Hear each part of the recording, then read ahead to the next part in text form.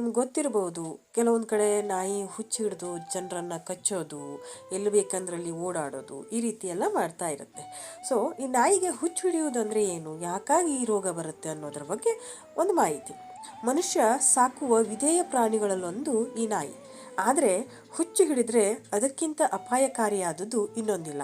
ಹುಚ್ಚು ನಾಯಿ ಕಡಿದಾಗ ಸರಿಯಾದ ಚಿಕಿತ್ಸೆ ಪಡೆಯದಿದ್ದರೆ ಸಾವು ಕೂಡ ಸಂಭವಿಸಬಹುದು.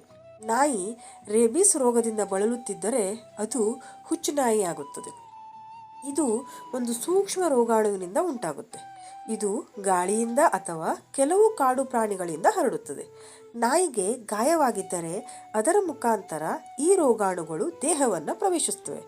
4ರಿಂದ 6 ವಾರದೊಳಗೆ ಇದರ ಪರಿಣಾಮ ಕಾಣಿಸತೊಡಗುತ್ತದೆ.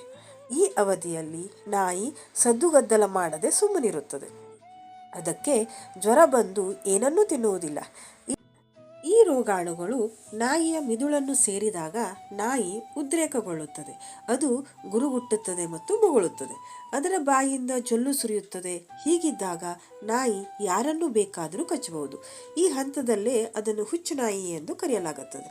ಇಂತಹ ಲಕ್ಷಣಗಳು ಕಾಣಿಸಿಕೊಂಡ 3ರಿಂದ 5 ದಿನದೊಳಗೆ ನಾಯಿ ಸಾಯುತ್ತದೆ. ದಯವಿಟ್ಟು ಯಾರೇ ಆದರೂ ಇಂಥ ಒಂದು ನಾಯಿ ಕಂಡಾಗ ದಯವಿಟ್ಟು ಹುಷಾರಾಗಿರಿ. ಎಲ್ಲಿ ಬೇಕಂದ್ರಲ್ಲೇ ಓಡಾಡಬೇಡಿ.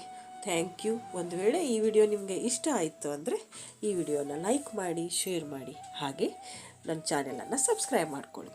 ಧನ್ಯವಾದಗಳು.